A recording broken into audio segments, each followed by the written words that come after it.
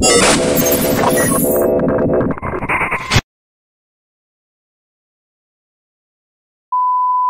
तुमने मेरा चैनल अभी तक सब्सक्राइब नहीं किया है तो फौरन सब्सक्राइब करो और बेल आइकन को प्रेस करो ताकि तुम्हें मेरे चैनल की नोटिफिकेशन सबसे पहले मिले। अस्सलाम वालेकुम दोस्तों, क्या हाल चाल है यार। मुझे ये बताओ, तुम में से कितने लोग हैं जो शिकायत करते हैं कि स्कूल में जो कुछ पढ़ा है वो कभी रियल लाइफ में इस्तेमाल ही नहीं हुआ। मैं खुद भी यही शिकायत करता हूँ, लेकिन मैंने बचपन में कहावत पढ़ी थी, जैसी करनी वैसी भरनी, और ये कहावत मैं बार बार सच होते हुए देखता हूँ। और ये सच भी हमारे प्यारे पड़ोसियों पर ही हो रही है। जी बिल्कुल सही गैस किया तुम लोगों ने, मैं इंडिया की ही बात कर रहा हूँ। तुम सबको चैंपियंस ट्रॉफी तो याद ही होगी। इंडिया ने पाकिस्तान का कितना मजाक उड़ाया इंटरनेशनल मीडिया पर, पाकिस्तान को हर मौके पर नीचे दिखाने की कोशिश की, लेकिन आखिर में इंडिया को ही मुंह की खानी पड़ी। मैंने बचपन में एक और बात पढ़ी थी कि इंसान गलतियों का पुतला है और गलती कर करके ही सीखता है। लेकिन ये इंडियन पुतला तो गलती पे गलती किए जा रहा है और कुछ सीख ही नहीं रहा। और इंडिया की इसी गलती पे आज मैं बात करने वाला हूँ।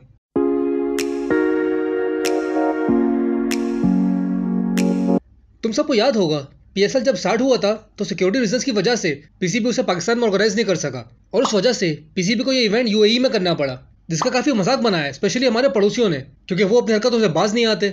और हमारे इवेंट को दुबई प्रीमियर लीग तक कहा गया, लेकिन काफी कोशिशों के बाद फाइनली हमारा इवेंट पाकिस्तान में आ ही गया और पीएसएल सीजन 5 के सारे मैचेस पाकिस्तान में ही ऑर्गेनाइज हुए। और वो लोग जो पीएसएल को दुबई प्रीमियर लीग कहकर मजाक उड़ा रहे थे, आज उन्हीं का इवेंट आईपीएल इंडिया में नहीं हो रहा और वो लोग अपना इवेंट दुबई में ऑर्गेनाइज करने पर मजबूर हैं।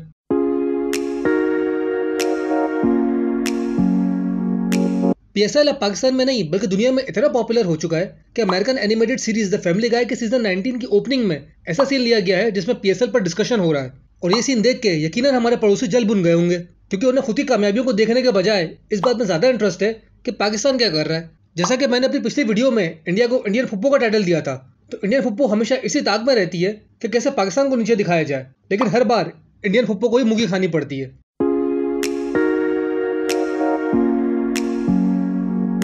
हमजा अली अब्बासी आजकल वापस हेडलाइंस बना रहे हैं क्योंकि लोग उन्हें ट्रोल कर रहे हैं उनके डबल स्टैंडर्ड्स की वजह से। प्यारे अफजल से मकबूलियत हासिल करने वाले पाकिस्तानी एक्टर हमजा अली अब्बासी ने नवंबर 2019 में एक वीडियो रिलीज की थी जिसका टाइटल था फ्रॉम एथिज्म टू इस्लाम, जिसमें उन्होंने ये अनाउंस किया था कि वो अपना प्रोफेशन छोड़ रहे हैं और अब वो सिर्फ रिलीजन पर फोकस करेंगे। और पिछले एक साल से वो कोई मीडिया पर नजर भी नहीं आए सिवाय अपनी फैमिली फोटोज के। लेकिन अब उन्होंने एक ट्वीट किया है जिसमें वो ये अनाउंस कर रहे हैं कि मैंने एक्टिंग नहीं छोड़ी थी, मैंने बस एक लंबा ब्रेक लिया था रिलीजन को ज्यादा वक्त देने के लिए। और इसी बात पर लोग उन्हें हिपोक्रेट कह रहे हैं, क्योंकि मीडिया छोड़ते वक्त उन्होंने ये कहा था कि मैं अब अल्लाह के रास्ते पर चलना चाहता हूँ। और अब जब वो वापस आ रहे हैं तो लोग ये कह रहे हैं कि क्या ये अल्लाह का रास्ता है, क्योंकि हमजा अली अब्बासी ने अपने ट्वीट में ये भी कहा था कि इस्लाम में एक्टिंग को हराम नहीं कहा गया है। इसका मतलब वो ये कहना चाह रहे हैं कि वो जल्दी एक्टिंग में वापसी करेंगे। और उनके इन्हीं दोगले स्टेटमेंट्स की वजह से लोग उन्हें डबल स्टैंडर्ड्स और हिपोक्रेट कह रहे हैं।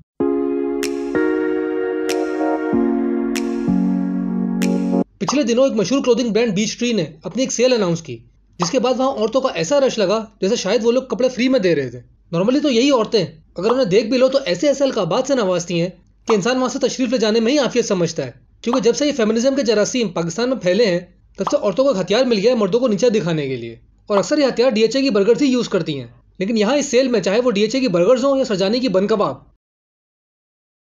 के सामने ऐसे बिन बना रही थी जैसे शहद की मक्खी शहद के छत्ते के सामने बिन बनाती है।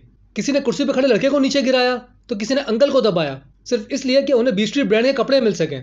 और सारी औरतें आपस में इस तरह चिपकी हुई थी कि कोरोना भी उनके बीच से निकल गया। पहले तो बीच ट्री ब्रांड के खिलाफ कार्रवाई होनी चाहिए क्योंकि एम्प्लॉइज एसओपी फॉलो नहीं कर रहे।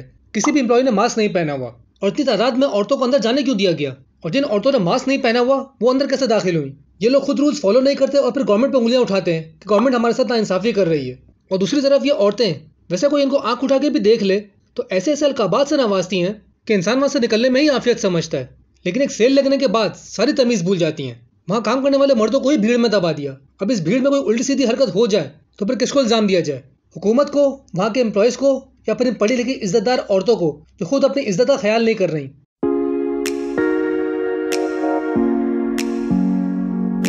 अब बात करते हैं आजकल की इंटरनेट सेंसेशन निम्रा अली की, जो कि हर सोशल मीडिया प्लेटफॉर्म पर छाई हुई है अपने बोलने के अंदाज की वजह से। और हर प्लेटफॉर्म उसे बुला के इंटरव्यूज कर रहा है टीआरपीज के लिए, क्योंकि लोग उसे देख के हंस रहे हैं उसके बोलने के अंदाज की वजह से। लेकिन निम्रा अली को इस बात से कोई फर्क नहीं पड़ रहा और वो अपनी स्पीड में बोले ही जा रही है। आजकल सोशल मीडिया पर शोहरत हासिल करने का सबसे आसान तरीका है कुछ ऐसा करना जिससे लोग आपका मजाक उड़ाएं, क्योंकि जेन्युइन या इन्फॉर्मेटिव चीजें कभी वायरल नहीं होती। वायरल वही चीजें होती हैं जिसे देख के हम उसका मजाक उड़ा सकें, और इसी वजह से हम उसे शेयर करते हैं और इस तरह वो चीज वायरल हो जाती है। तुम सबको बाजी बम्बास्टिक तो याद ही होगी, कुछ महीनों पहले हर प्लेटफॉर्म पर वही छाई हुई थी अपने बोलने के अंदाज की वजह से, और लोग उसका मजाक उड़ाने के चक्कर में उसे शेयर किए जा रहे थे और इस तरह वो वायरल होती चली गई। और आज इसी तरह निम्रा अली भी वायरल हो रही है, क्योंकि लोग बस किसी का मजाक उड़ाना चाहते हैं और इसी तलाश में रहते हैं कि कुछ ऐसा मिल जाए जिसका वो मजाक उड़ा सके, और ऐसे ही वो चीज़ वायरल हो जाती है।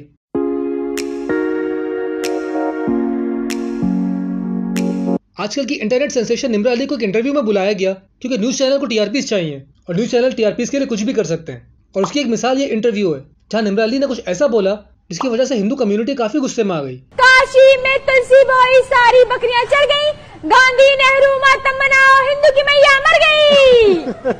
ये क्या बात है, जबरदस्त जबरदस्त। इस इंटरव्यू के बाद लोगों ने निम्रा अली को काफी क्रिटिसाइज किया और साथ साथ उन एंकर्स को भी क्रिटिसाइज किया जो नेशनल टीवी पर बैठकर उसे सही करने के बजाय उसके साथ तालियां बजा रहे हैं। लोगों के इस गुस्से को देखते हुए निम्रा अली ने एक ट्वीट किया जहां उसने सबसे माफी मांगी और कहा कि मैं अपनी फेवरेट एक्टर सजल अली के कैरेक्टर को कॉपी कर रही थी, लेकिन यहाँ चैनल और एंकर्स की जिम्मेदारी बनती है कि उन्हें इस मिस्टेक को सुधारना चाहिए था और इसे एडिट कर देना चाहिए था।